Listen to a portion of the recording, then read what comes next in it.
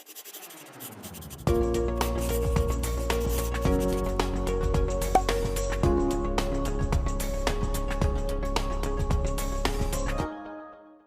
chuchus, tudo bem com vocês? E aí? De boa? Você está de boa? Programa Fica em Casa Aprendendo. Olha, de boaça.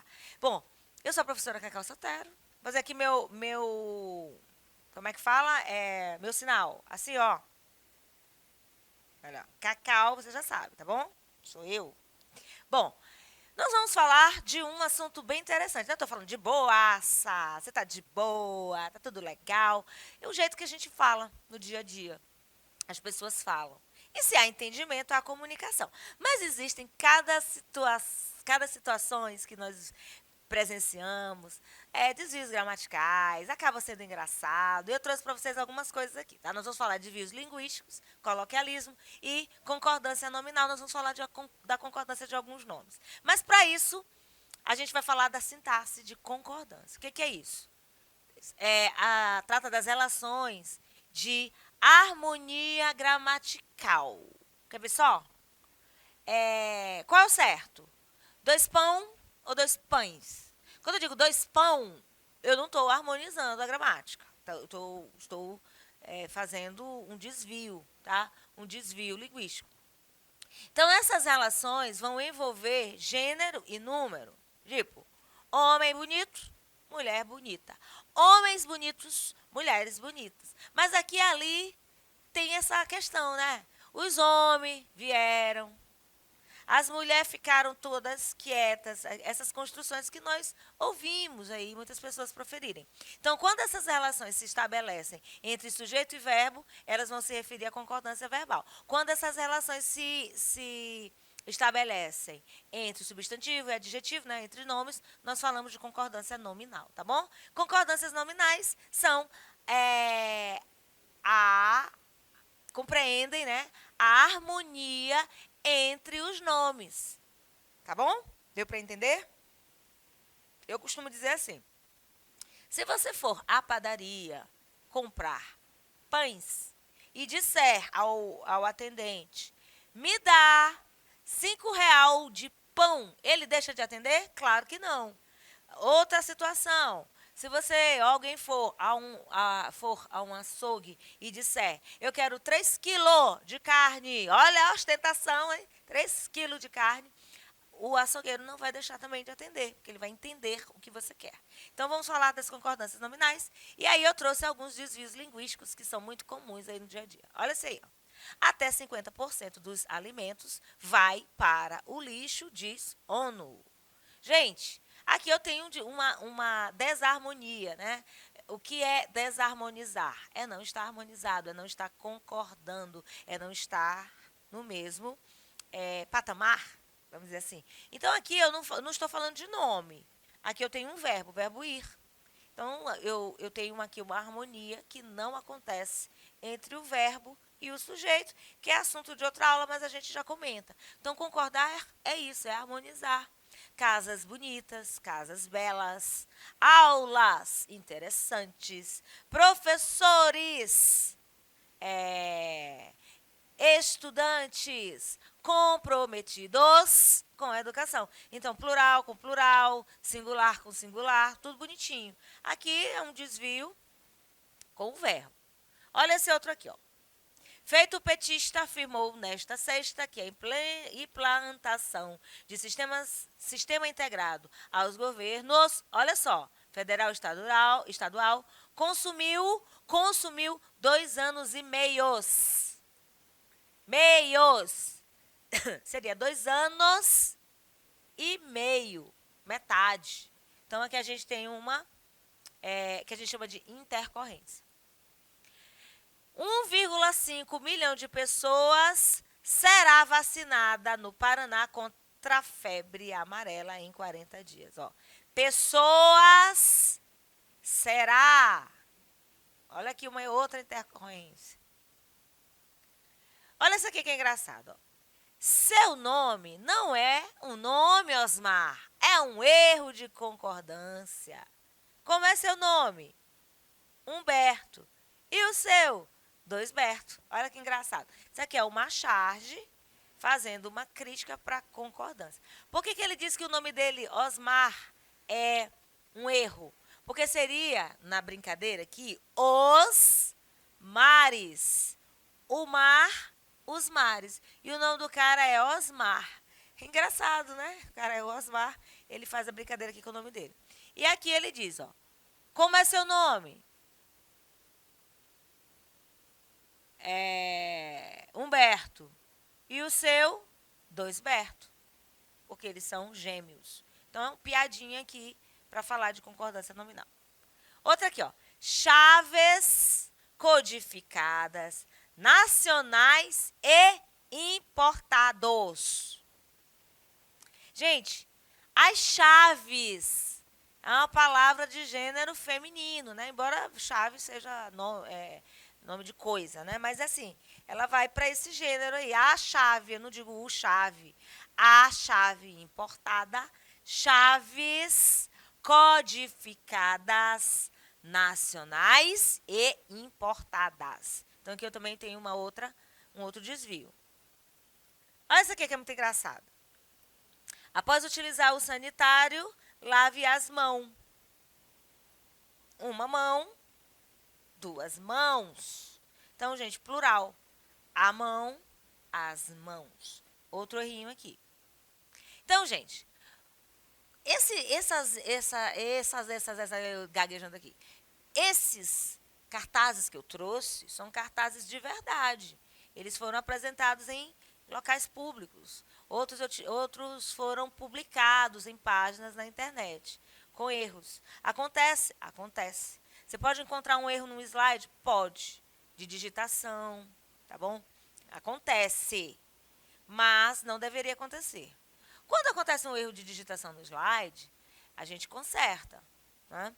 Mas em páginas públicas, esse tipo de erro, às vezes acontece no slide, por exemplo, uma palavra junto da outra, é um errinho. Agora, tu não vais encontrar errinho de concordância, não? Tem um amigo que diz que não é aumentativo de neném. Então, olha só, vamos falar de coloquialismo. Então, assim, no dia a dia, como eu disse, se você for a uma padaria ou qualquer outra pessoa, a gente ouve nas repartições as pessoas pedindo, me dá 2 dúzias de banana. Duas dúzias e não 2 dúzias. Nós ouvimos isso no dia a dia. Então, o coloquialismo é essa permissão que a língua dá no dia a dia, no cotidiano, numa conversa informal. E essa normatização da linguagem corresponde, em geral, ao jogo do certo e errado. É certo falar desse jeito, é errado falar daquele outro jeito. Então, a norma é a regra daquilo que pode e que não pode ser usado na língua. A norma padrão, a gramática normativa que nós estudamos para que esses erros, esses e outros erros não aconteçam, principalmente na hora da nossa produção textual escrita. Então, olha só, carta de um leitor indignado. Não entendo por que o senhor não responde às minhas dúvidas. O que eu quero é saber se está certo ou errado. Então, nós que somos professores de língua portuguesa, quando nós estamos em determinado lugar, sempre alguém acha que falar certo, falar errado é competência do professor de língua portuguesa. Só que isso não é uma verdade. O professor de língua portuguesa trabalha com a referida língua, sim. Ensina! Sim, mas todas as pessoas que estudam, todos os estudantes, professores, independente da área, têm a obrigação de falar certo o nosso português. Porque a língua portuguesa é primordial para todas as disciplinas. Na língua portuguesa você interpreta um texto, você entende o comando de uma questão, você responde e, claro, você fala, você se comunica com as pessoas, tá certo? Então, norma, nós já sabemos, é a regra daquilo que pode ser usado, que não pode ser usado. Nós já vimos aulas de colocação pronominal. Quando que eu posso usar o pronome oblíquo átono? Antes do verbo, no meio do verbo, depois do verbo. Mas existem regras para que essa posição do pronome aconteça de forma correta. Para isso, nós estudamos a gramática normativa. Então, a marca do chamado padrão culto da língua, que é apenas uma das variantes linguísticas. As variantes linguísticas existem? Sim. As marcas linguísticas existem? Sim. São elas que identificam, caracterizam uma região, né? O povo de uma região. A linguagem coloquial é o quê? A linguagem formal. É essa do, ei, tá de boa? Tá ligado? Tô te ouvindo não. Aqui no Maranhão. Em. Em quer dizer assim, ó, concordo com você. Então, informalidade, coloquialismo. A gente também fala isso aqui no Maranhão. O que mais? Uma expressão que, para nós, é uma interjeição de admiração. Éguas. Aqui no Maranhão é comum. É uma interjeição de admiração. Faz parte da linguagem informal. Certo? Você não vai levar isso para escrita. E muitas outras expressões usadas aí nas regiões do país, lá em São Paulo. Mano, véi, tá doido, véi. Que isso, véi? Faz um negócio desse, não. Então, coloquialismo. É crítica? Não. As pessoas falam assim, elas se comunicam assim e elas se entendem. Que o problema é na hora de escrever, tá certo? Então, essa linguagem formal, ela é popular. Ela é utilizada em situações, claro, de informalidade, no final de um bate-bola na praia, numa caminhada despretensiosa pela Avenida Litorânea aqui em São Luís, numa resenha que a gente chama, o que é resenha? Aquela festinha, no hoje, sexta-feira, sextou, as pessoas gostam do tal do sextou, sabadou, domingou, enfim, esses substantivos têm virado verbo para expressar a alegria do final de semana, por exemplo. Final de semana, uma resenha na casa de um amigo, uma festinha. A informalidade, você se desprende da língua portuguesa um pouquinho. Entra no mundo das gírias, entra naquele grupo social, aquele dialeto típico daquele referido grupo. E aí você vai se comunicando, tá certo? Então, mas quando nós falamos informalmente, como eu já disse, entre amigos, familiares, vizinhos aí na escola, aqui no estúdio, conversa com um, conversa com o outro, brinca, normal. Agora, quando nós escrevemos um texto, é muito importante que utilizemos a linguagem formal, a linguagem culta, gramaticalmente correta. Certo? Então, num padrão de língua portuguesa, num padrão de aula, esta aula que eu ministro agora, ela não é um objetivo de entendimento só para quem mora no Maranhão. É um assunto que se estuda de norte a sul, do Oiapoque ao Chuí, como se diz, ou seja, no Brasil inteiro. Então, um aluno do Rio Grande do Sul, um aluno de Curitiba, um aluno da Bahia, um aluno de qualquer lugar do Brasil vai entender, porque nós estamos falando de coloquialismo, talvez algumas expressões daqui do Maranhão ele não saiba, assim como nós não sabemos algumas expressões que eles utilizem na região deles. Né? A gente conhece algumas, né? Como eu falei, do humano, né? Enfim. Aqui, quando a gente fala de concordância nominal, a gente fala de relação entre esses nomes. Ó. Primeiramente, o substantivo, ele vai se relacionar com o pronome, com o numeral, com o adjetivo e com o artigo. Então, se o substantivo estiver no plural, o numeral também deve estar no plural. O pronome tem que ser adequado a esse substantivo, assim como o artigo e o adjetivo. Então, concordância nominal é a harmonização que há das palavras que são nome, pronome, substantivo, artigo, numeral e adjetivo, tá? Muita gente subtrai o numeral, como eu falei. O 3 subtrai o numeral, não, subtrai o plural. 3 pão.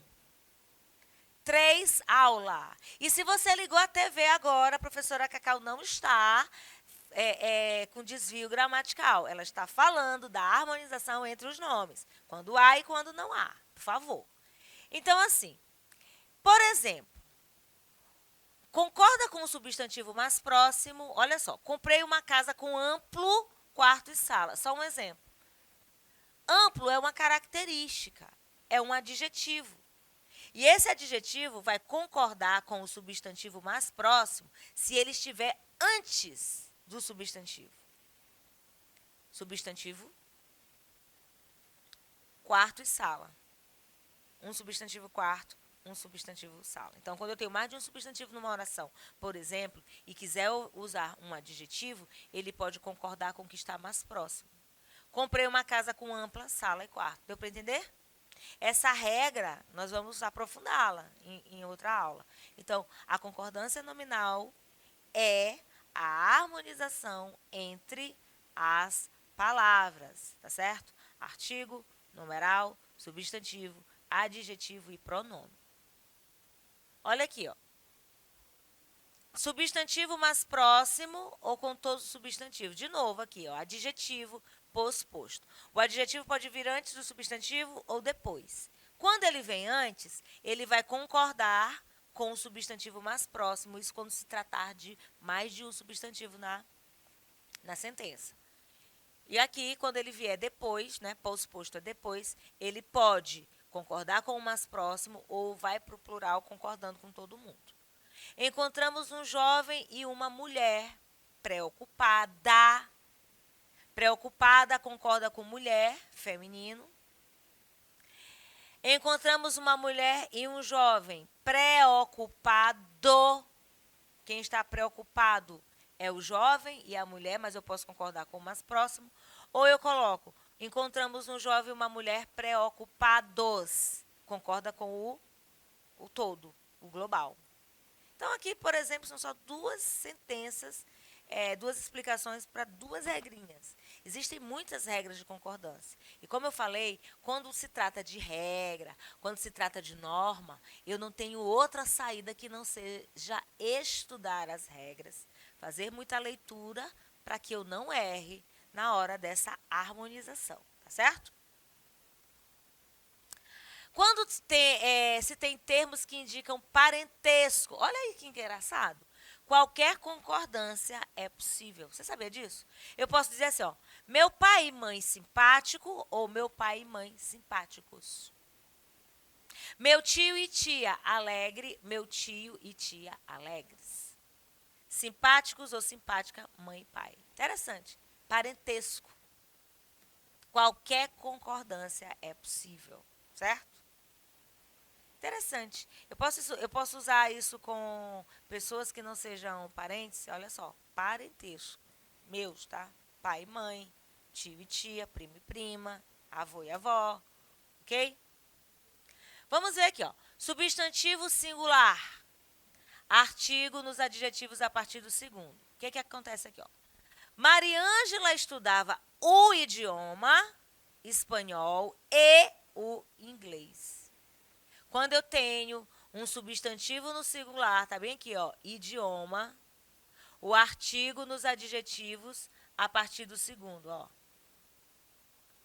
O idioma espanhol e o inglês. Subtende-se que o inglês aí é idioma também. A polícia militar e a civil uniram-se em combate ao crime. De novo, quando eu tenho o substantivo no singular, o artigo fica nos adjetivos a partir do segundo. Eu não posso dizer, aqui no caso porque eu inicio, né? Ó, Mariângela estudava o idioma espanhol, aqui ó, espanhol, e o inglês. Polícia, militar e civil uniram-se em combate ao crime. Substantivo no plural, é só acrescentar os adjetivos. Ó. Mariângela estudava os idiomas espanhol e inglês. Aí eu não preciso colocar nenhum artigo, claro. As polícias militar e civil uniram-se em combate ao crime, tá? Substantivo no plural, acrescenta os adjetivos.